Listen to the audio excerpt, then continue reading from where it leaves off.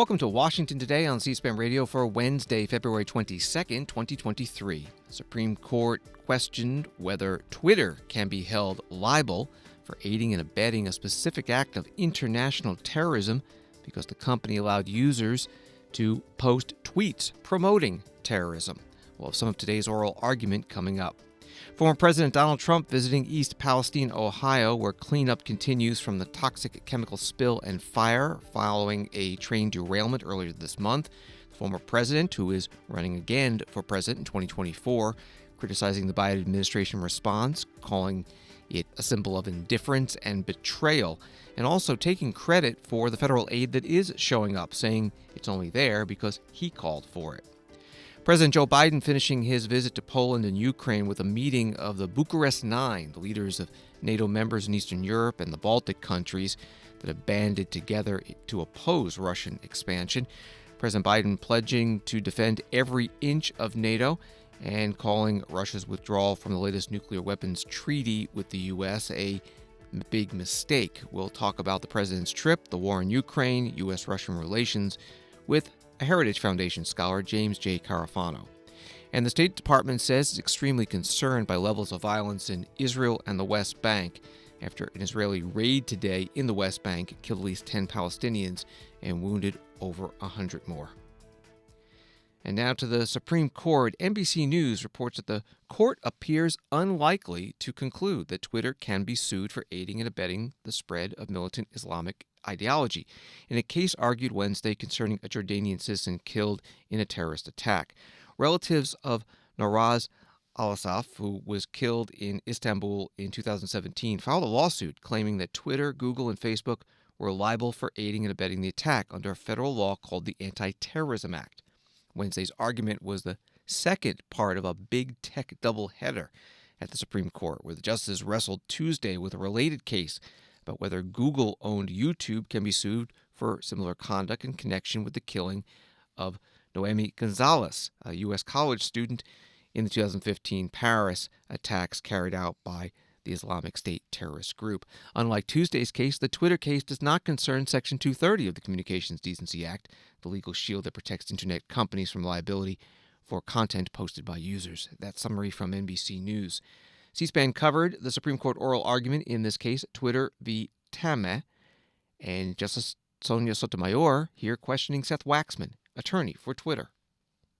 There is a focus on how much your platform helped ISIS and less on how much you actually helped them.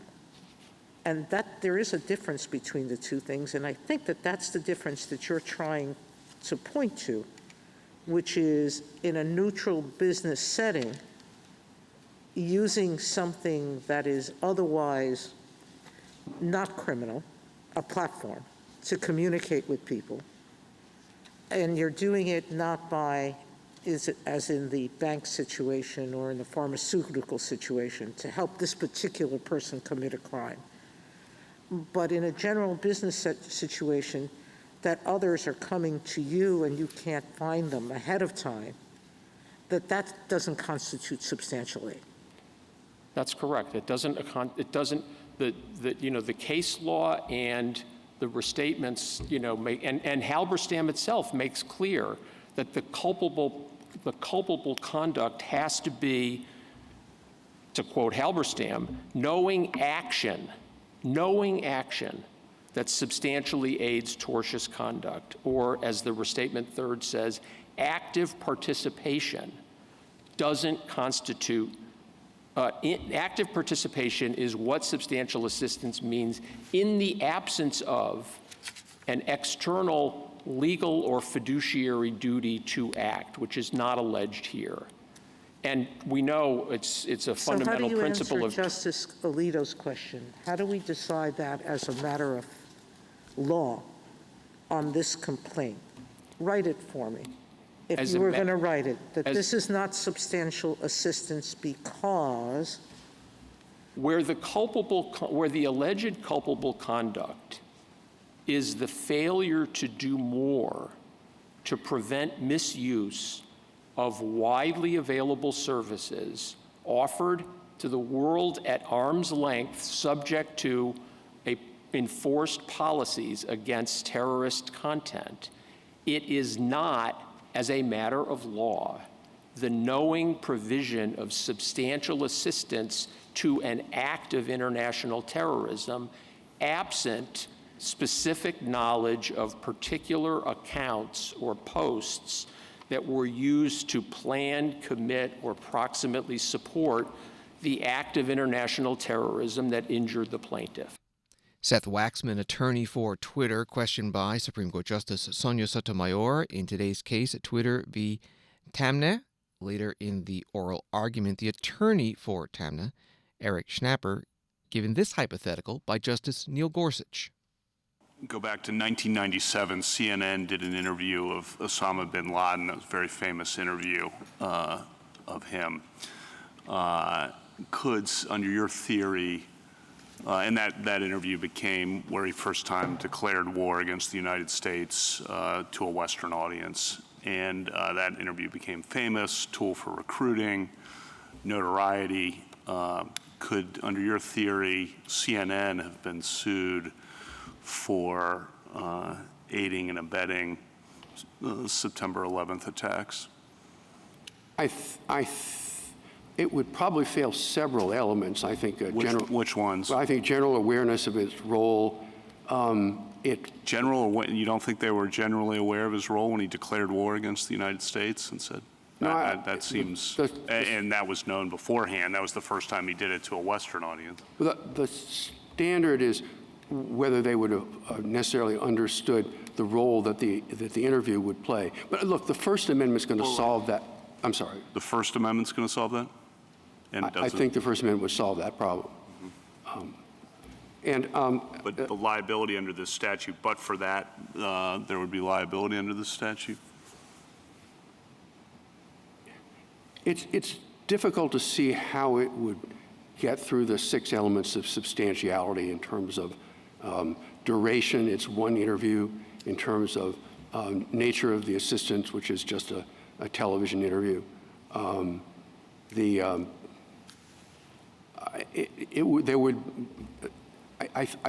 think it usually would not, but I think the First Amendment would be a different tack. Just more generally, yes. I think you've heard Mr. Waxman and Mr. Needler talk about businesses that provide services on an arm's length basis to a variety, all comers, and not on a favorable basis.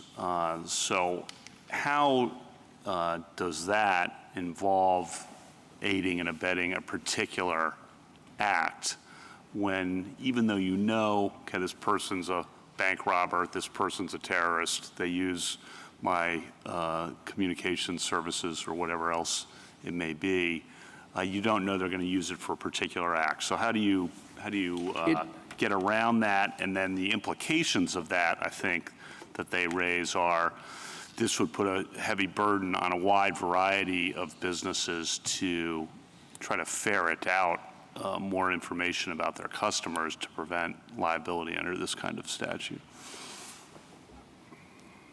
That's a lot of questions I'm not going to get to. I don't mean to cut you off. I'll do the best I can. If it's not responsive, just tell me. Yeah. The general business, yes. It's not connected to a specific act. Right. Why okay. liability? Okay. So first of all, it's our position, as I've said, that the assistance doesn't have to be connected to a specific act. Nothing that Hamilton did in Halberstam assisted any particular act. It was all after the fact. With regard to it being a general... That wasn't the, I'm sorry to interrupt, but that wasn't a business of the kind that I was hypothesizing. Yes, I understand that. I'm sorry if that wasn't responsive. The fact that a defendant is a general business open to all comers could be very relevant to knowledge. If someone just shows up and wants to rent a pager or buy a pager or whatever the technology, it's unlikely that the defendant's going to know that they're dealing with a terrorist. But there was a hypothetical that Osama bin Laden walks in and says, "I'd like to buy a laptop with the capacity to maybe a satellite cell phone. And I think they would know that this was going to be used for terrorist purposes. They wouldn't know the specific act. Our view is they don't have to know that. Eric Schnapper is an attorney for Tamna, relative of the person killed in a terror attack in 2017 in Turkey that led to the lawsuit against Twitter under the Anti-Terrorism Act that appeared before the Supreme Court today. You heard a reference to Needler. That's Edwin Needler, Deputy U.S. Attorney General, also arguing today's case. You can find the full oral argument in this case, Twitter Incorporated versus Tamna, 2.5 hours long, at our website, cspan.org. New York Times, referring to this case and the one yesterday we mentioned, that as a practical matter, the court's ruling in Wednesday's case could effectively resolve both cases and allow the justice to duck difficult questions about the scope of the 1996 law, Section 230 of the Communications Decency Act, which provides a liability shield for big technology companies. This is Washington Today. Former President Donald Trump, who's also a candidate for the Republican nomination for president in 2024, today visiting East Palestine, Ohio, which, as Associated Press describes it, is a village trying to cope with a toxic train derailment that has frustrated the residents and local leaders about the federal government's response to their safety concerns. Donald Trump holding a news conference with those town leaders and some first responders, along with a few Republican members of Congress, Representative Bill Johnson and Senator J.D. Vance. Here's Donald Trump. In too many cases, your goodness and perseverance were met with indifference and betrayal in some cases. Biden and FEMA said they would not send federal aid to East Palestine under any circumstance. They're not going to send aid. I thought that was a strange statement because I've been working with FEMA for a long time, 4 years, and they were great with us with the tornadoes, the hurricanes, and things like this. And it was a strange statement to come out, and they were doing nothing for you. They were intending to do absolutely nothing for you. JD and I spoke, and they said, they're not coming. They're not going to come. And I said, that's very strange. FEMA said, specifically, this doesn't meet the criteria, and that's horrible, and somebody has to do something for those people. I said back, when I announced that I was coming, they changed their tune. It was an amazing phenomena. The mayor and I were discussing that. It was quite amazing what happened. And they said that we can't let this happen. That was a big change of pace. JD, did you ever see a change like that one? That was a quick, rapid change. But we can't let this happen, they said, and we'll be there. And we opened up the dam, and we got them to move, and they all came in, and they're now pouring you in with help. And I will tell you, I had a great relationship with FEMA. I found FEMA to be incredible, amazing in every way. Former President Donald Trump, now candidate for president in 2024 in East Palestine, Ohio today. Washington Examiner article adding that Donald Trump has also attacked President Biden for traveling to Ukraine and Poland in recent days to commemorate the one-year anniversary of the war in Ukraine instead of visiting East Palestine. And while visiting with East Palestine residents, Donald Trump delivered a direct message to President Biden, quote, get over here. White House spokesman Andrew Bates saying in a statement to USA Today, congressional Republicans and former Trump administration officials owe East Palestine an apology for selling them out to rail industry lobbyists when they dismantled Obama-Biden rail safety protections, as well as EPA powers to rapidly contain spills. The EPA administrator, Michael Regan, was in East Palestine yesterday announcing some new steps to, he says, hold the railroad accountable, and he talked about that this morning on CNN. Yesterday's announcement will ensure that Norfolk Southern pays for the mess that they've created. And so we are encouraging everyone, seek medical attention, ensure that the state and local health agencies understand those experiences, because as we force Norfolk Southern to take full accountability for what they've done, Norfolk Southern will pay for everything. And anything that we do, Norfolk Southern will reimburse us. They are the ones that caused this mess.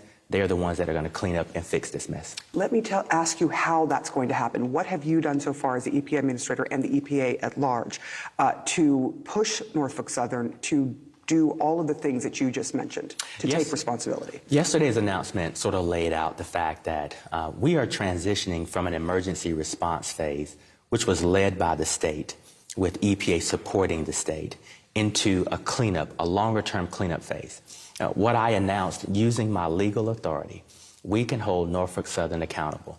Number one, they will clean up every single piece of debris, all of the contamination, to EPA specifications and satisfaction.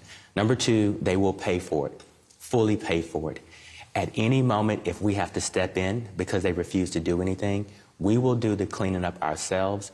We can fine them up to $70,000 a day. And when we recoup our total cost, we can charge them 3 times the amount of the cost of the federal government. That is what the law provides for me. We're going to use the full extent of our oversight and enforcement to hold Norfolk Southern accountable. And they have to design a very specific work plan that's approved by EPA. So we're going to make sure that every single step is included, no stone is left unturned, because the fact of the matter is they caused this trauma to the community, and we're going to make sure that they pay for it. Environmental Protection Agency Administrator Michael Regan on CNN this morning following his visit yesterday to East Palestine, Ohio. And Transportation Secretary Pete Buttigieg saying earlier in the week that he would visit that town when it's appropriate. Word coming in now, Fox News and others reporting that he'll be there on Thursday. On Wall Street today, the Dow down 84, NASDAQ up 14, S&P down 6. Vice President Kamala Harris announcing today a plan to lower the Federal Housing Administration's annual mortgage insurance premium for most new borrowers of their mortgages by 0.3 percentage points. So it'll drop from 0.85% to 0.55%. And she says it'll save an estimated 850,000 home buyers an average of $800 per year. The vice president was at Bowie State University in Maryland. FHA loans were created to help lower-income families buy homes. And the way that it works is by insuring those loans against default. Because arguably, we're talking about folks that might be higher risk on the books. And so last year, millions of home buyers used an FHA loan. And we're talking about folks who are nurses, who are students, who are car mechanics, who are small business owners. They're the folks you know. 80% are also first-time homeowners. So it has been a very helpful program, the FHA loan process. But we also realized, after talking to folks, it's time for an upgrade. Because we have been traveling around the country and we've been talking with folks. And for too many, what we realize is the monthly cost of an FHA loan is still too high. That is why today I am proud to announce that starting on March 20th, we are reducing mortgage insurance payments for all new FHA homeowners by nearly 40%.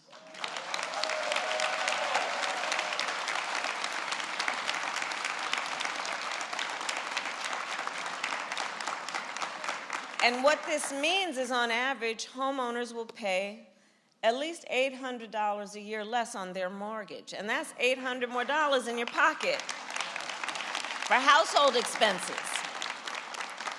We expect that with this new approach, more than 850,000 Americans a year will benefit from this discount. Many will be first-time home buyers. Vice President Kamala Harris at Bowie State University in Prince George's County, Maryland today, joined by the Housing and Urban Development Secretary, Marcia Fudge, and Maryland Governor Wes Moore. The newest member of Congress will be Jennifer McClellan, a Democrat who won a special election Tuesday in Virginia's 4th Congressional District.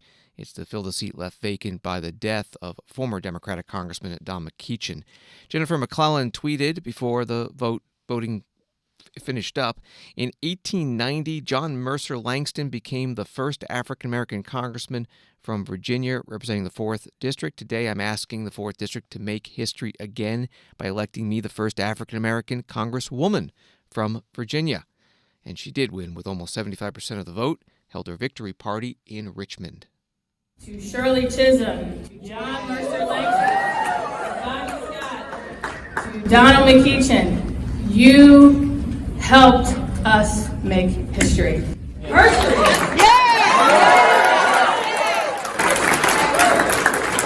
This district, over 100 years ago, sent John Mercer Langston to Congress as the first African-American Virginian. This city helped send the second, Bobby Scott, and then we sent Donald McEachin. That is quite a legacy. And I look forward to building on that legacy. I look forward to taking my 18 years of servant leadership to Washington.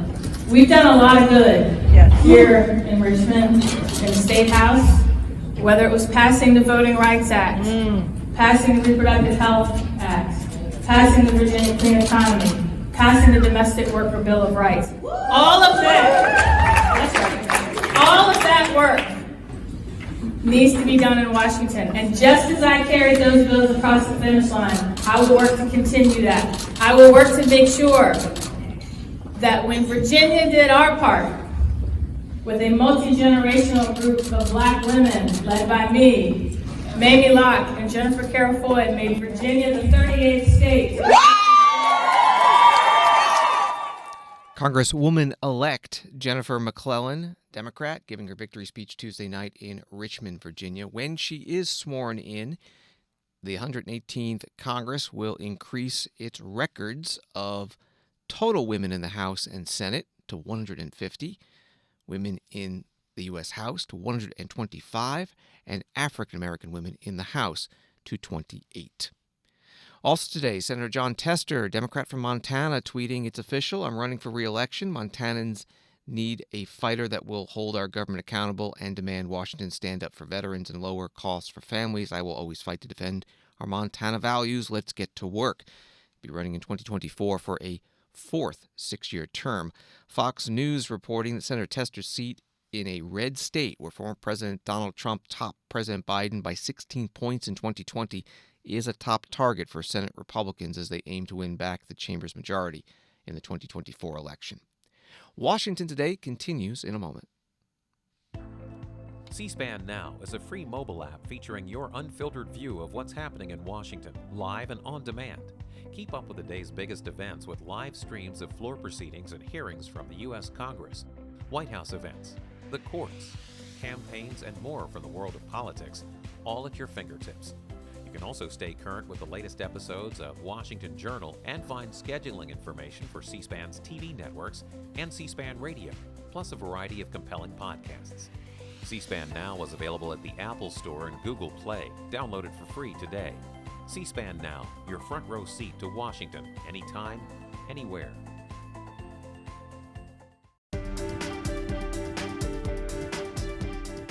Welcome back to Washington Today, available as a podcast wherever you get your podcasts and on the C-SPAN Now mobile app.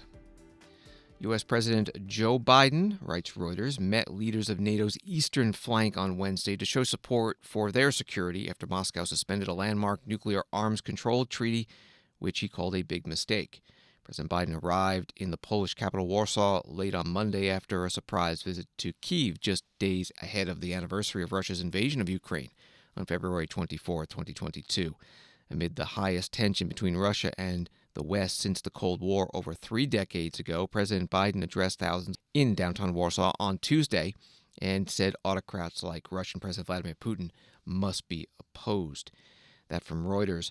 President Biden's comment about Russia making that big mistake came in response to a reporter's question at a photo op with some of the leaders. Mr. President, any reaction to Putin saying he's pulling out of New START? I don't have time. No time? No. No air time. It's a big mistake. Mr. President, how does your visit to Kyiv? President Biden there at a photo op in Warsaw saying he doesn't have time to answer the question, but then saying it was a big mistake. He also met with the leaders of a group called the Bucharest Nine. That's Bulgaria, the Czech Republic, Estonia, Hungary, Latvia, Lithuania, Poland, Romania, and Slovakia.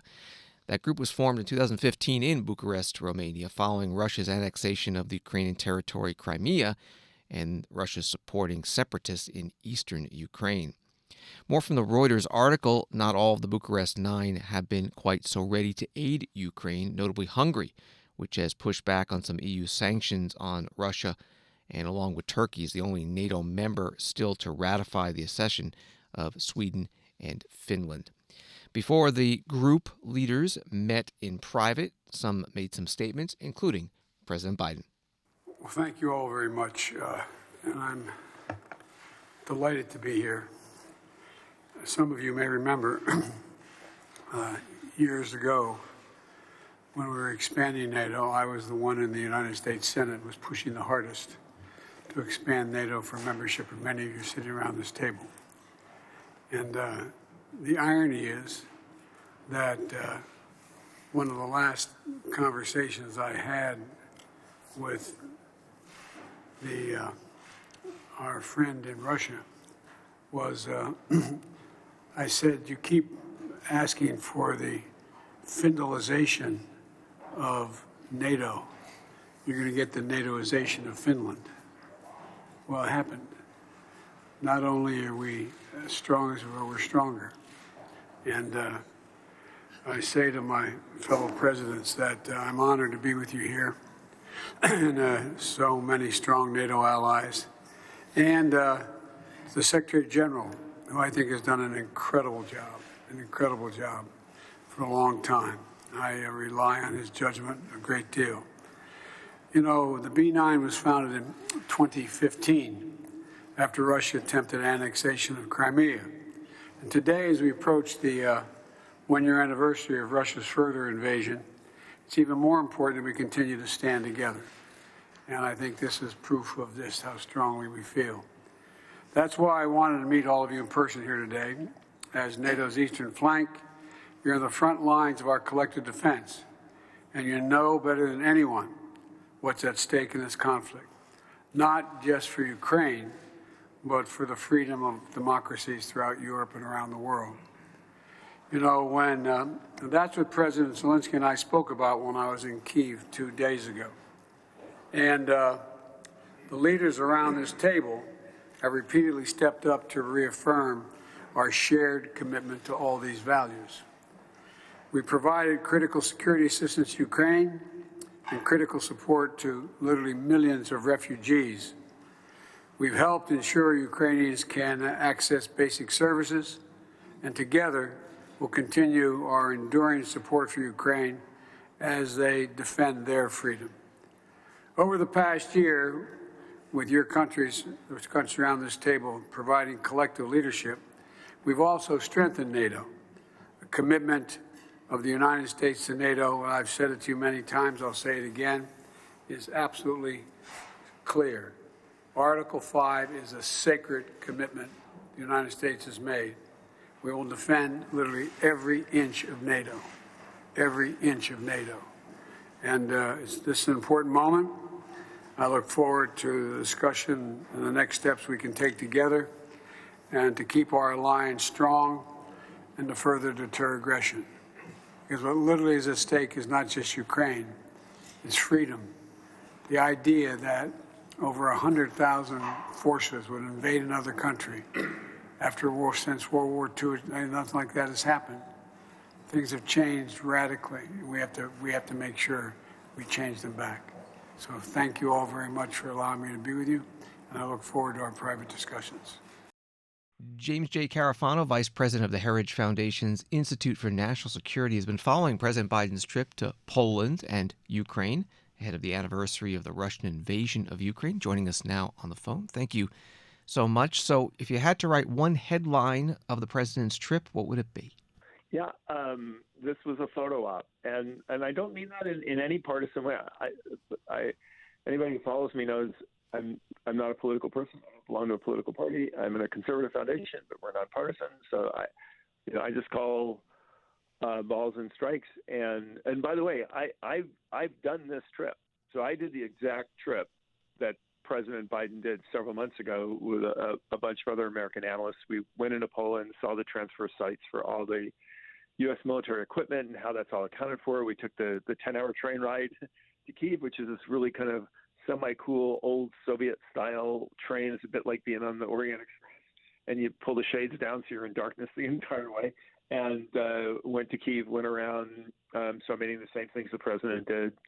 Also met with President Zelensky for about an hour, had a good conversation. So, but here's the deal on this. I mean, just to be brutally honest about this, if the president really wanted to make a statement that other world leaders have made about we are with Ukraine and we are sharing your own apparel, that would have been an appropriate visit anytime, months ago. But essentially, the president has waited really till, we don't know when the war is going to end or how it's going to end, but it's very clearly that Ukraine is not going to fall, that the country is going to sustain itself through this offensive. And that there's not going to be, for the reasons he left Afghanistan, some fear that, like a Vietnam thing, that everything's going to fall apart after I go there. So he goes fairly confident that that's going to happen. And somewhat reported, not widely reported, but the U.S. government actually contacted the Russian government beforehand and said, hey, the president's going to go here. Pretty much the conversation is, don't do anything. And they actually got assurances, apparently all the way up to Vladimir Putin, that nothing's going to happen. So it wasn't like the president was going to a war zone. He's still hundreds of miles from the front, and he's at risk. And a siren went off from the president there, but that's kind of weird because the Russians didn't do anything and promised they weren't going to do anything. So it almost comes off like getting a permission slip to do this. And so I'm not sure the optics of that were really that great. And the speech in Poland afterward was really, pretty kind of tame stuff. There were no policy changes. There were no new promises. It was a bunch of rhetoric like we will stand with you. But here's the reality of that is, first of all, I think in some ways it's a bit jarring to have the president say, well, we will be with you as long as it takes, when we did exactly the opposite in Afghanistan. When things got tough, we immediately withdrew our troops and watched the country collapse. But all that aside, everybody knows America is not going to alleviate its support for the Ukraine. I mean, there's been incredibly strong signals from Republican leadership since after the election that they're all in. All the money that needs to be appropriated to carry them through the spring offensive has already been allocated. If anything, the only thing that's really slowing down our responses is the administration's giving more robust weapons like longer range missiles and aircraft to the Ukrainians. So it's not like it's a message anybody needed to hear. So I think obviously Ukrainians were happy to have it. The Polish government was happy to host it. It demonstrates how important they are in this. But is this the Truman Doctrine or Reagan standing in front of the thing saying, Gorbachev, tear down this wall or something? And honestly, I think a week from now, that will be something that happened last Tuesday. We're talking with James J. Carafano from the Heritage Foundation. The news yesterday out of Russian President Vladimir Putin's speech is that Russia is withdrawing from the last U.S.-Russian nuclear weapons agreement. That caused a bit of a stir. What do you make of it? So that, I think, was also a story where there's way less than meets the eye. Arguing that Biden's the trip to Ukraine in his speech was almost not quite on the order of a nothing burger. So the New START treaty, it does two things. One is it limits the number of the nuclear weapons that the Russians and the Americans can have. It was never a big deal for the Russians because the limit actually allowed the Russians to build more nuclear weapons. It required us to actually get rid of some nuclear weapons. But the other component of the treaty was inspection verification, where essentially you go in and you count things. Like the Russians come in, they count the number of holes we have on the ground where our missiles are. We go and we count their stuff. We had always argued that the treaty is kind of also a nothing burger because it really doesn't matter what the Russian levels are and the American levels. What's strategically relevant for the United States is how China's nuclear arsenal is building up. And we have to think about how we're going to deal with that. And of course, China's not a party to the New START treaty. So we have a treaty with the Russians on numbers, which really doesn't really matter very much because we almost have the same numbers. And the verification part's not terribly important because we can actually do all that verification with intelligence, and we don't actually need the physical inspections, all that match. We've just gotten pretty decent estimates of the Chinese expanding nuclear missile floss, and we don't have an inspection treaty with them. So the U.S. government actually announced, I guess 2 weeks ago or last week, that Russia was in violation of the treaty. And so all Putin did was kind of confirm the obvious, and he kind of tried to turn it into him being tough, right? So somehow it was our fault that he was not being compliant with the treaty. They stopped complying with inspectors coming in when the Ukraine war started. So it was our fault that we weren't compliant with the treaty. So he was pulling out of it for the defense of Russia somehow. So it's kind of, again, one of these kind of convoluted things that I guess only make sense if you say them in Russian. But in the end, it really doesn't mean very much. He also said something in the speech which was interesting. He said, well, we may have to start nuclear testing again. And if the U.S. is going to do that, which sounds very escalatory, but first of all, the U.S. can do nuclear testing. There's only really two prohibitions against nuclear testing. One is not detonating weapons at sea and in the air or above ground, which pretty much everybody signed and everybody is adhered to. Even the North Koreans don't do above ground nuclear testing. There's another thing called the Comprehensive Test Ban Treaty, which basically prohibits testing.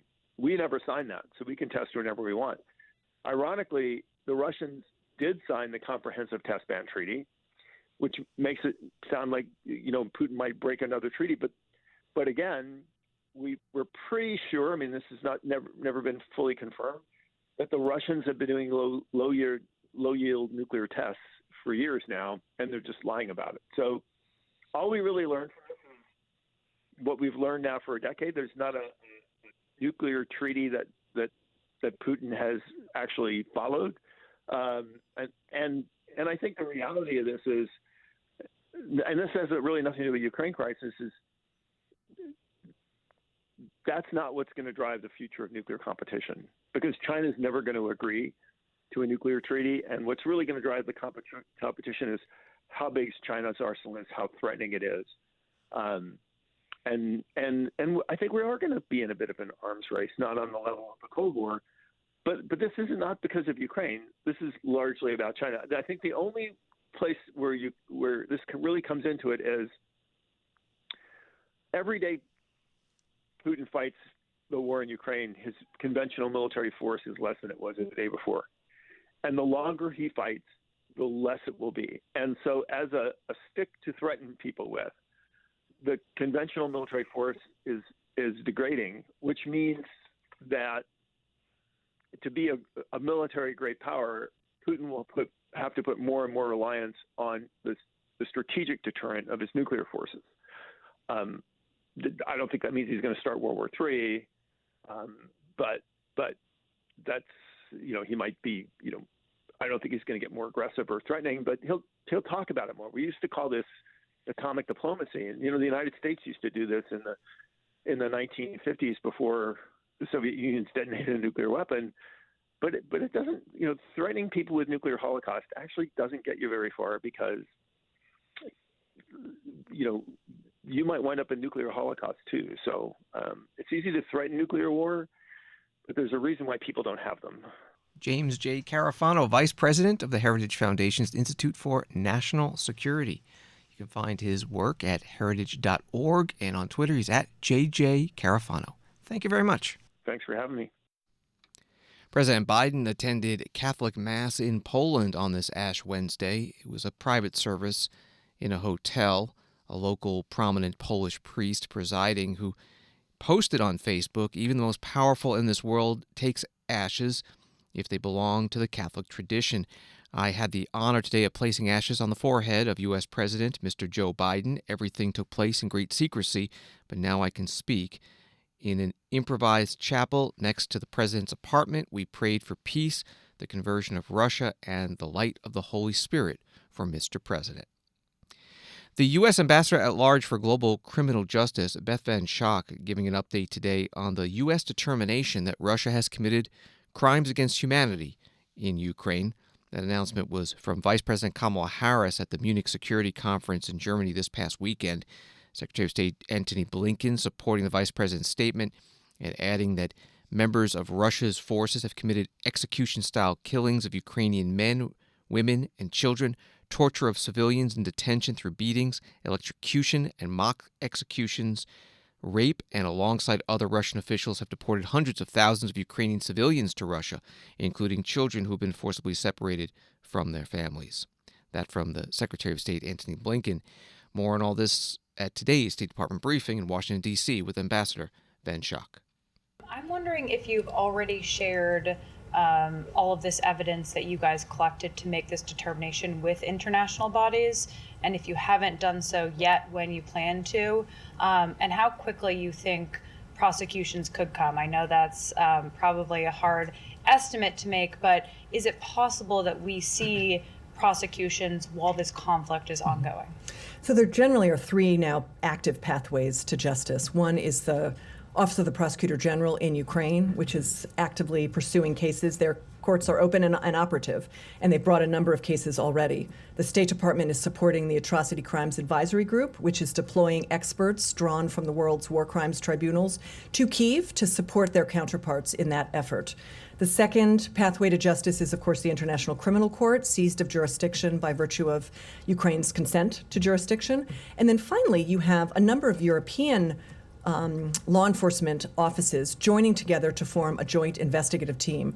They're sharing information about potential cases with an eye towards bringing cases in European courts. And there are a number of investigations that are happening around the world as well. Our own Department of Justice has created the War Crimes Accountability Team, the so-called WarCat. They're focused on this new legislation that Congress has given us. So there are a number of different pathways whereby information can be shared in order to support accountability. Have you already shared the evidence that you guys collected for this determination with all three of those? We don't tend to discuss exactly what information gets shared, but know that we are trying to support accountability wherever it is being pursued. And then just to clarify, so additional prosecutions could come, obviously before the conflict is over, given what you've just described there as the ongoing This is the assumption. I mean, besides the cases happening in Ukrainian courts, we know that the ICC is fully seized of this, and then this joint investigative team as well. The challenge will be, of course, getting custody of accused. And while individuals remain within Russia, they will probably enjoy impunity because there is no international police force who can go and make those arrests. Sure. U.S. Ambassador at Large for Global Criminal Justice Beth Van Schaak at the State Department with reporters. Another story from Reuters. President Vladimir Putin said on Wednesday that China's Xi Jinping would visit Russia, saying relations had reached new frontiers. Amid U.S. concerns, Beijing could provide material support to the invasion of Ukraine. And over this past weekend, Secretary of State Antony Blinken and U.S. Ambassador to the United Nations Linda Thomas-Greenfield warning that China is considering sending lethal aid to Russia to use in the war in Ukraine. This came up today at the Pentagon briefing with the Deputy Press Secretary, Sabrina Singh. China's top diplomat in Moscow meeting with Putin, he had said that the relationship between Beijing and Moscow was rock solid and, quote, would withstand any test in a changing international situation. I was curious from the Pentagon standpoint, the concern of this strengthening tie between Russia and China. Well, these are sovereign countries able to make their own sovereign decisions, but we have certainly made clear, not just from here, but other agencies and the White House, that there will certainly be consequences for China should they deepen their relationship with Russia. Now, we haven't seen them give lethal aid to Russia at this time for the war, but they haven't also taken that off the table. And so we have been consistent from here, and I believe Secretary Blinken also met with his counterpart in Germany just last week. We reinforced there that, again, there will be consequences for China should this partnership with Russia further deepen. And then any comment on, Putin saying that they were going to suspend the nuclear arms control deal as well? Well, we certainly think it's unfortunate from the department's perspective. We think it's irresponsible. Any nuclear power has to behave in a responsible manner, and we certainly take our obligations under the New START treaty seriously. And as the Secretary has said before, we're going to continue to monitor this and continue to fulfill our obligations. Sabrina Singh is the Pentagon Deputy Press Secretary. Her news conference today in the Pentagon briefing room. This is Washington Today. From Associated Press, Israeli troops on Wednesday entered a major Palestinian city in the occupied West Bank in a rare daytime arrest operation, triggering fighting that killed at least 10 Palestinians and wounded scores of others. The raid, which reduced a building to rubble and left a series of shops riddled with bullets, was one of the bloodiest battles in nearly a year of fighting in the West Bank and East Jerusalem. The State Department spokesperson, Ned Price, talked about this without even getting a question from a reporter. The United States is extremely concerned by the levels of violence in Israel and the West Bank. Today in Nablus, at least 10 Palestinians, including both militants and civilian bystanders, were killed and over 100 injured during an Israel Defense Forces counterterrorism operation. We wish a speedy recovery to those injured, and our hearts go out to the families of the innocent bystanders who were killed today. We recognize the very real security concerns facing Israel. At the same time, we are deeply concerned by the large number of injuries and the loss of civilian lives. We had productive conversations in recent days with the parties and U.S. regional partners in support of efforts to prevent further violence. We are deeply concerned that the impact of today's raid could set back efforts aimed at restoring calm for both Israelis and Palestinians. Today's events further underscore the urgent need for both sides to work together to improve the security situation in the West Bank. We also call on all parties to desist from actions that inflame tensions, such as incitement to violence, evictions of families from their homes, demolitions, settlement advancements, and the legalization of outposts. Israelis and Palestinians, as we have consistently said, equally deserve to live in safety and security. State Department spokesperson Ned Price at the beginning of his briefing with reporters. An update from the New York Times, a spokesman for the Israeli Army, Lieutenant Colonel Richard Heck, said that the bloodshed on Wednesday began after troops entered Nablus to arrest members of the Lion's Den, a local armed group that emerged last year and that has been partly responsible for a spike in Palestinian violence. Colonel Heck said the group was planning imminent assaults and was also responsible for an attack that killed an Israeli soldier in October while he was patrolling a nearby part of the northern West Bank. Thanks for listening to Washington Today. Get the stories Washington is talking about sent to your inbox every day by subscribing to C-SPAN's evening newsletter, Word for Word. You can sign up at c-span.org/connect. Have a good night.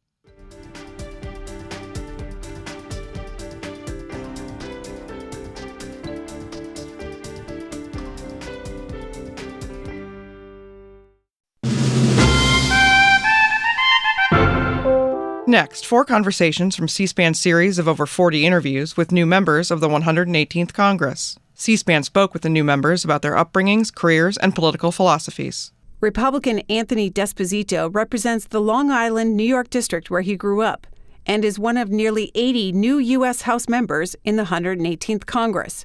Before getting into politics, he served as a New York City police officer. He told C-SPAN about the role of his parents and faith in shaping his political philosophy. I think it comes from growing up in a small community, parents that worked really hard. My mom, came here from Puerto Rico with her parents at the age of 2, with her 7 siblings, settled in Island Park, the same community that I live in now. My dad, born and raised in Rockaway Beach, and then was a boater, loved the water, and met my mom in Island Park. They've lived there for close to 50 years. And it's just a community of hardworking, blue-collar people who care about their pocketbooks, who want people that are going to represent them, that have the same values as they do. A lot of volunteerism, people from the volunteer fire service, people involved in the Kiwanis and the Chamber, people that just want their community to be the best that it could be, but want leadership that's going to respect them. What role did faith play in your childhood and in your life? I grew up in like I said, a small community of Island Park. It's one of those places where, if you walk down the street and do something wrong, everyone knows within 5 minutes, and that was before Facebook. So it's a small community with I think our church. I was raised Roman Catholic, went to church every Sunday. I was an altar server. Our church is, like a small beacon in our community. I went to Catholic high school, an all-boys Catholic high school, Chaminade High School in Mineola. So faith has been a part of my life from day one. It's something that, I lean on each and every day, especially now. But faith has always been a part. And I think it's not only my faith. I've had the opportunity to represent a diverse community, both now and prior to being a member of the Hempstead Town Board, a very large group of Orthodox Jews, and I think it's just faith in general. It's respecting other people's faith, their traditions, and I think that makes a well-rounded, well-respected elected official. How do you lean on your faith every day? I think it's one of those things where when you're going to say something, you I always take the people say count to three, I say a Hail Mary. So this way I know I don't say anything terribly wrong. But I think it's just something that referring back to growing up and the way I was raised, and again, going to Mass and the lessons learned, going to Catholic school, it's just, sort of taking that deep breath and being one with your inner self and really trying to go to bed each and every night, laying my head on my pillow, knowing that I did the best I possibly could for everyone that I represent. Do you have a phrase that your parents said or somebody said in your childhood that you still fall back on today? So I have two. My grandfather was a proud American. He was a World War II veteran. He lived to 96 years old, only lost him a few years ago. And he always told all his grandchildren, always leave things better than you found them. And that's one thing that's an adage that I take with me every day. And the second is at Chaminade, we had a motto that a Chaminade man does the right thing for the right reasons at the right time, regardless of who's watching. And I think both of those I take to not only the halls of Congress, but my everyday life. Who or what sparked your interest in public office? I think it was a sort of a group effort, I guess. My parents were involved locally. My dad served as the deputy mayor of our village for a long time. Always involved in the community. I grew up just houses away from Senator Alphonse D'Amato. So, and I came from a community that was pretty active politically. So I think it was just sort of in my blood and in the water. You talked politics then growing up. That's for sure, yeah. Let's talk politics. We have a small local beach in Island Park, Masson Beach, and it's, at the barbecue grills every Sunday. That was politics was definitely one of the conversations. What were the conversations like? Well, it spanned everything from locally to to national news. I mean, who would have ever thought in 1980 that a young guy from, again, we sort of followed in the same footsteps, both members of the Hempstead Town Board, but in 1980 nobody thought that a young Italian American from Island Park could be a member of the United States Senate. And I don't think anyone thought in 2022 that a young Italian Puerto Rican American from Island Park would make it to U.S. Congress. Was he your political hero, Senator? I think he's one of those people who, we don't agree on everything, that's for sure. But he's one of those guys that never forgot where he came from. And that's something that's so important to me. I mean, as much as I love being here, I look forward to getting on that plane and heading home so I could be in the communities that I represent. And, back in the mid 80s, he was given the name or the nickname Senator Pothole because he focused on everything, not just stuff here on the Hill, but stuff that was close to home. And I think that that's something that speaks volumes of someone. And that's the same way that I've always been. I always feel that when someone calls your office as an elected official, whatever they're calling about, whether it is a pothole or getting their snow plowed or their garbage picked up, or it's a bigger issue, at that point it's the most important issue to them, so it should be the most important one to you. Do you have a political mentor? I think I have many. I look at growing up, my dad was a hard worker, even though it was local politics. He was someone that was in it for the right reasons. I speak regularly with Congressman Peter King, who represented Long Island for a long time, and he was one of those guys who, even if he bucked his own party, he did it because he delivered for Long Island, and I think that's important. Obviously, we've seen some great presidents in the past. I think Ronald Reagan was someone that we could all aspire to be. So I have, and even Democrats. I always refer to Tip O'Neill's book, All Politics Are Local, because that's the truth. If we don't involve everyone locally, we're not going to make it here to Capitol Hill.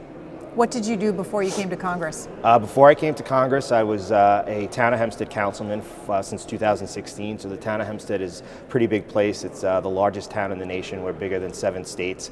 We have about a population of 800,000 and a budget of about $500 million. So it was a pretty big operation. And before that, I was a proud member of the New York City Police Department, where I retired as a detective. Tell us about that experience and how it shapes you, impacts you today as a member of Congress. Yeah, so I spent my entire career in Brooklyn North, Brownsville, which is probably the most violent square mile in the city, or one of the most violent, and probably one of the top 10 most violent square miles, I would say, in the country. And I always worked in sort of a team-based atmosphere. And I worked and sat in a car with men and women from different color skin, different religions, different economic backgrounds. They grew up very differently than me, certainly different political ideologies, but my life depended on them and their life depended on me. And you really learn to compromise, you learn to talk, you learn to respect other people's beliefs. And the same with dealing, with people on the streets. I was always told as a young cop that regardless of how cold it is at night or how hot it is during a summer day, you always ride around with your windows down so you could hear the streets and smell the streets. And that's something that I think I've brought to government and politics. I always have my windows down. I always want to hear from the people that I represent. And I think that that's been indicative of my career. My last election as a Town of Hempstead councilman, I won with 70% of the vote. When I took this seat back, Democrats had held it for 25 years. It was a seat that Joe Biden won by 16.5 points, and we won it by 4. So I think it was the largest flip in the nation. And that wasn't won just because Republicans and conservatives voted for me. It was won because people from all parties trusted me and believed in me. How are you adjusting to Washington? It's been an interesting couple of weeks, to say the least. My family, friends were here for what we thought was going to be a celebratory swearing in, and then I think on late Friday night I was sworn in at 2 a.m. The only person left was my brother. So it definitely wasn't the swearing in that we expected, but we're getting comfortable. I've been assigned my first 2 committees, Homeland Security and Transportation and Infrastructure, which were my top 2 picks. So I'm happy to be a part of that. I'm looking forward to working with colleagues on both sides of the aisle again to deliver for Long Island. Democrat Eric Sorensen was no stranger to TV cameras before winning the race to represent the 17th Congressional District of Illinois in the 118th Congress. He used to work as a local meteorologist near his home in Moline, Illinois. He told C-SPAN about how that work helps him as a congressman and how he first got into television. I was the chief meteorologist at the TV station that my family watched growing up, and then I moved to the next town over, to Moline, Illinois, and I put roots down in the community, became the meteorologist that was known not only to track the tornadoes, to chase the tornadoes, but also to tell the kids when they didn't have school because it was snowing. And little did I know, through all of this time as a broadcast meteorologist, I was working in the same congressional district. What did you like about being a meteorologist? The great thing is it changes every day. And a lot of times when I went and talked to kids, to school kids, about meteorology, is we live in different weather every day. I like to say that, for kids, when they think about what they want to do when they grow up, is to think about doing something that they're not going to be bored with. Right? And I point to their teachers a lot, saying, you kids are different every day, right? So a teacher's job is going to be very interesting. And a meteorologist's job is different every day. You had a nickname, TV Eric? Right. Explain. Yeah, so being the person named Eric, it kind of goes back to when I was growing up. I was afraid of storms. I was afraid as I learned of tornadoes. The part of the Wizard of Oz that was really the scariest wasn't that Dorothy was going off to a far off land, it was that a tornado hit her home. And so the person that gave me the security as a kid, his name was Eric. Eric Nefstead did the weather on Channel 13. He was TV Eric.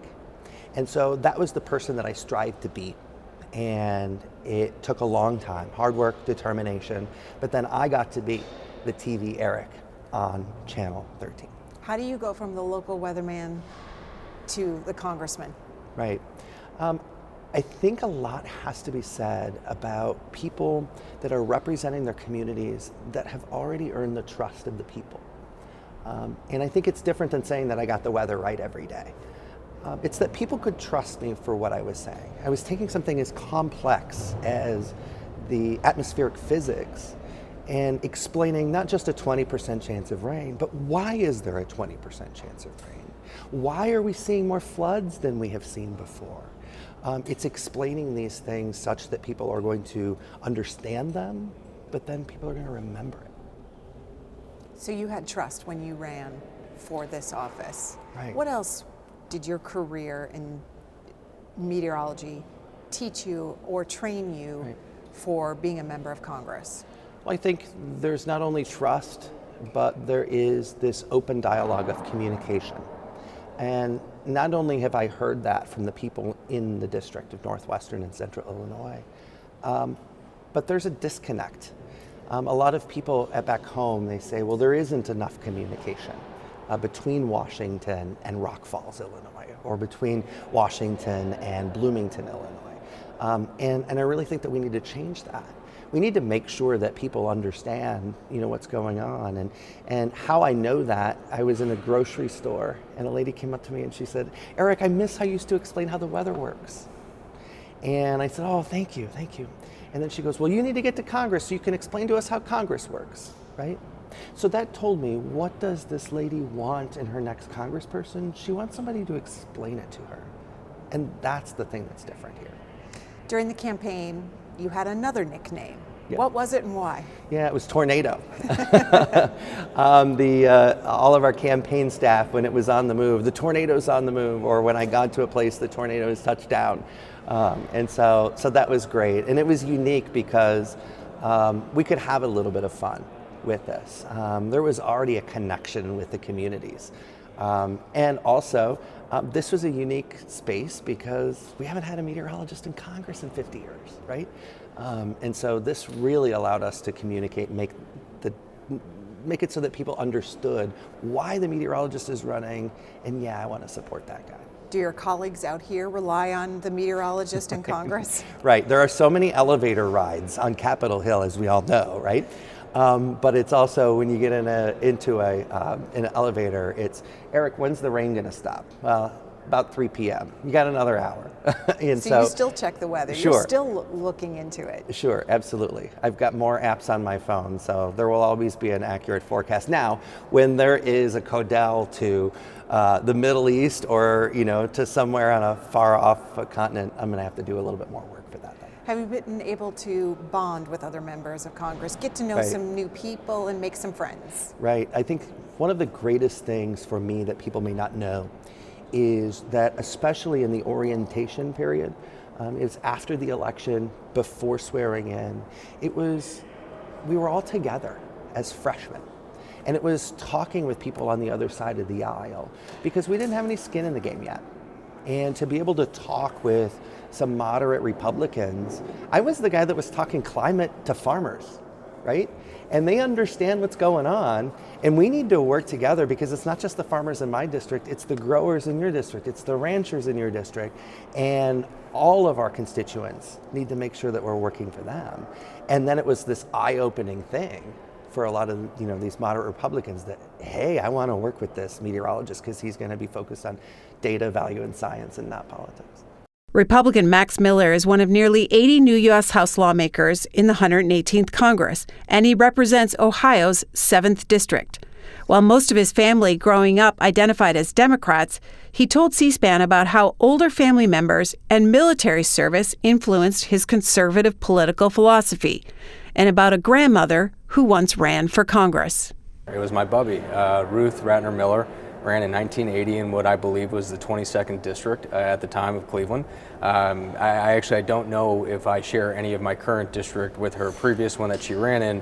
We may or we may not. I would assume that we may, a little bit of territory. But what I can tell you is this, my grandmother, she ran, and I know that she was the favorite at the time. Unfortunately, I know it didn't work out for her, but if she was still around today, I would hope that she'd be very proud of everything that we were able to accomplish. And really, this victory is for the constituency, and that's where it should be shared with. But I do give a lot to my bubby who ran in 1980. Thank you for asking that question. Sounds like you had a relationship with her. What impact did she have on you? I did. Unfortunately, she passed away when I was very young. But what I can tell you about my bubby is that she's the one who kept the family together. I can tell you that she was the first person who took me on an airplane when I was a very little kid to go see my aunt and uncle out in Boston. It was the simple things that she did, and I know a lot of people don't know of her or about her, but she was very meaningful to the city of Cleveland and to the state of Ohio, and all the contributions that she made and worked tirelessly on. I mean, she tried to rehab Tower City, the Terminal Tower as we call it in Cleveland, and unfortunately we could never get it to a point where it was going to be economically sustainable for the city and for the company to have. But she did so much more than that. She was a leader for the Jewish community, and she was a leader for women as well. I mean, once again, running in 1980 as a Republican woman in the city of Cleveland in itself is a very tough challenge, but she did so graciously and throughout her entire life. So for the years that I was around to get to be around her, it was some of the greatest times of my life. Explain your Republican roots. Where does it come from? It comes from my grandmother, believe it or not, and I come from a very Democrat family. I would say that 98% of my family, maybe even 99% are Democrats, and that's great. And I respect her values and opinions, but really when my grandmother ran for Congress, she changed her voter registration to Republican. And so did my grandfather at the time, Sam.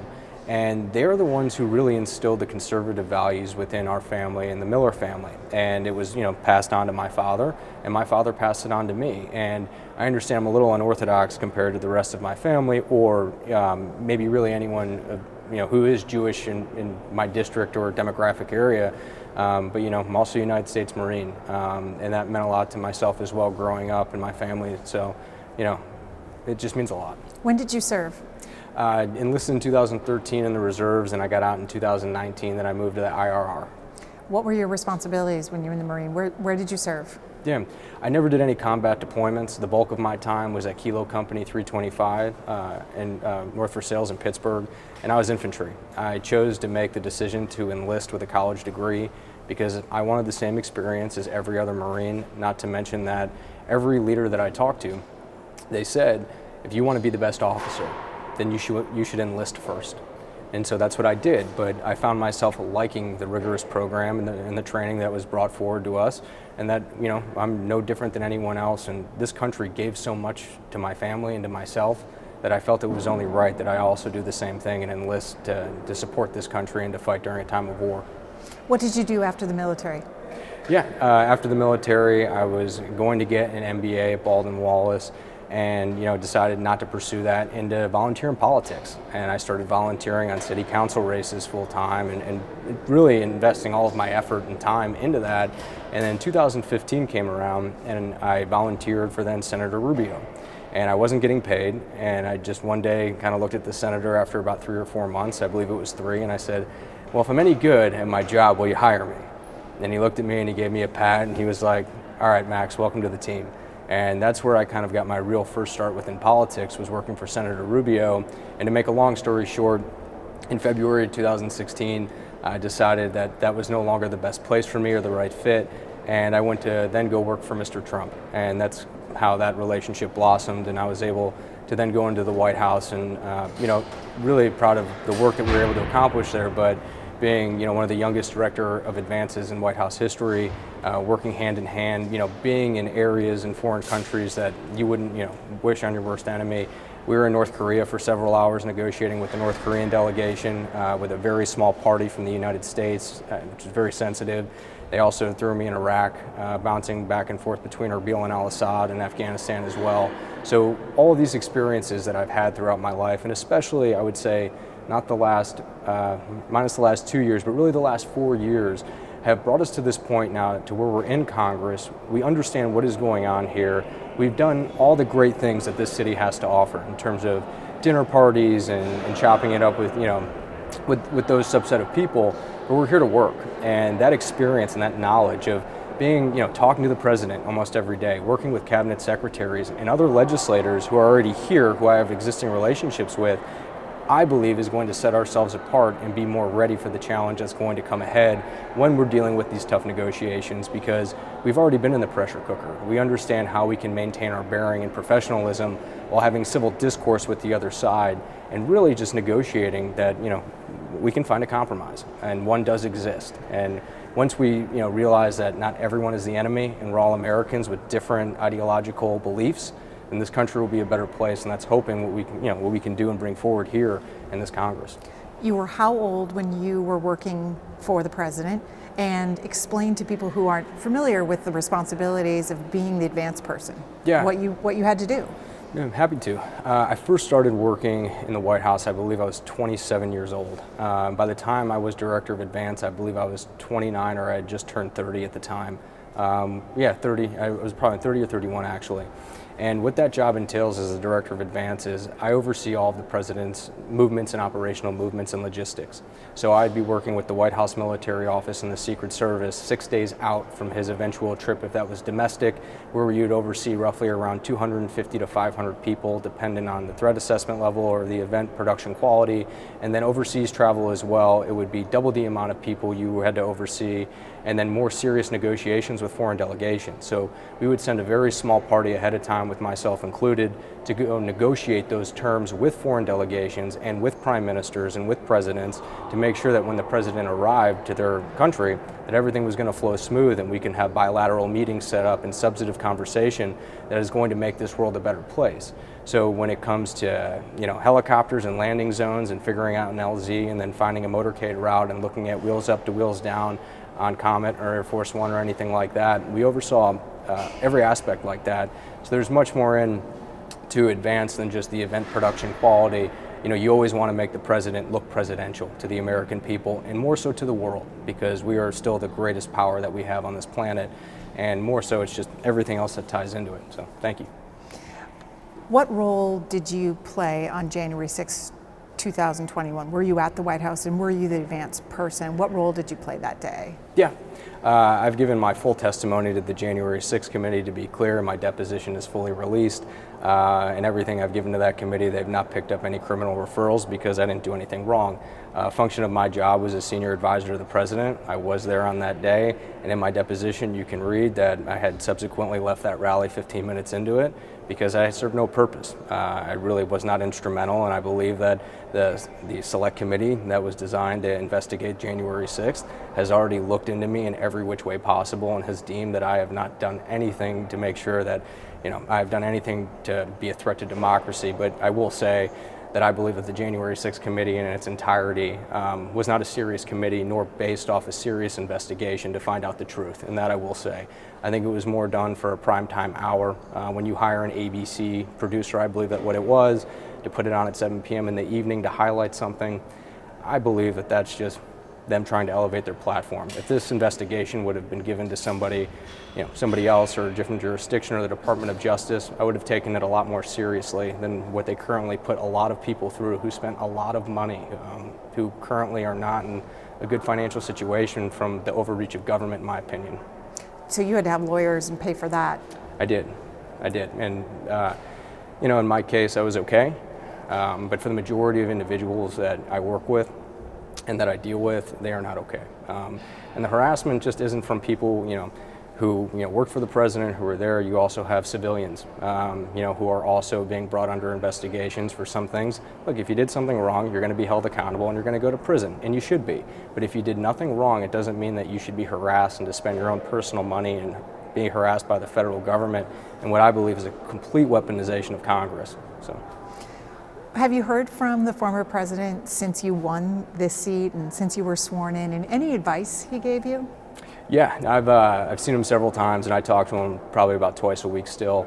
And his advice is always the same: is just keep your head down and keep moving, and ignore the noise. It's the same advice every time. But when I talk to him, it's not always about politics, and I think there's a big misconception. When he calls me, he says, "Hey, how's your wife Emily? Right? How's your family doing? More importantly, how are you doing?" Those are the type of conversations that I usually have with him. And of course, sometimes it'll be about politics, as it always will be with the president. But that being said, him and I developed a very, trusting relationship with one another. He relied on me and I relied on him, and I'm proud to have his endorsement. I've already supported him again for his presidential run. But that being said, I believe that the constituency has seen me for who I am and my own beliefs and our own legislative priorities, separate from President Trump, but he will always have my support. Democrat Kevin Mullin is the new representative for California's 15th congressional district, one of nearly 80 new House members in the 118th Congress. He told C-SPAN about the advice his predecessor, former Representative Jackie Speer, gave him coming into the job, and about what he was doing in state and local government before being elected to Congress. So I was a California State Assembly member. I was the Speaker Pro Tem of our California State Assembly, the number 2 officer in the Assembly for 10 years. And prior to that, I was a City Council member and mayor in the city of South San Francisco, which we like to remind people is the birthplace of biotechnology.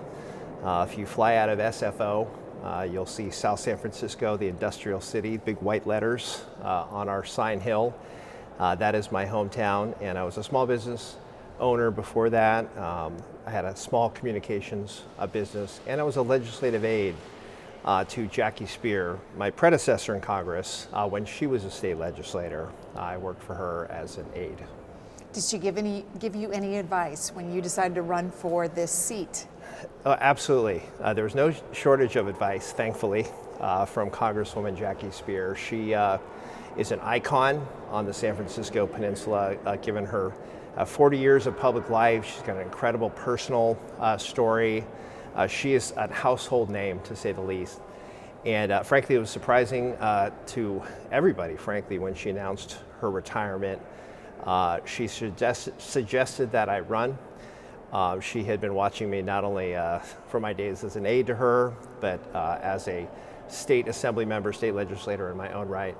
And she thought I was a worthy successor. So I decided to run, and really what motivated me was democracy issues, elections issues. I've done a lot of work on those issues in the California legislature, and our democracy is hanging in the balance here in Washington, D.C., and that's why I decided to run. But I have sought her counsel and will continue to do so as I get my footing here as a freshman in this big institution. Have you always been interested in politics and holding public office? Not always, although I am the product of some kitchen table conversations. My mother, when I was growing up, was a Republican. My father, a government teacher, is a civil rights era liberal government teacher, believed in civic participation. So undoubtedly that rubbed off on me, and continue to be interested in civic matters, obviously, as I find myself here at the Capitol. But way back when, I was a mobile DJ. Actually had the DJ nickname Cutmaster Kevy Kev, if you can believe that. I wanted to be a club DJ. Wanted to mix records and be a radio DJ. That didn't pan out, so I found myself starting a small business and eventually finding my way into politics. But clearly, being the son of a government teacher who had the C-SPAN school bus, by the way, come to his classroom way back when, certainly that rubbed off, and it's part of my DNA. Mom's still a Republican? Always a Republican? My mom is no longer with us. She did, however, convert to become a Democrat during the Clinton era. She loved Bill Clinton and became a Democrat. So there was some unified Democratic discussion from that point forward. Where do you trace your Democratic roots to? I mean, why are you a Democrat? Well, I believe in the role of government in helping people.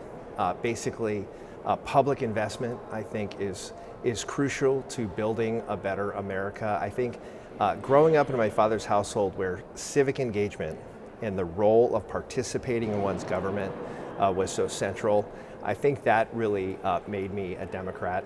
I think over time I saw just the role that government can play in a positive way in people's lives, and as we deal with these economic challenges, working people and lower income individuals who need assistance from the government. I think that the civic participation piece is really at the core of why I'm a Democrat. Inclusive government, participation in government, participation in voting, lowering the barriers to participation in our democracy.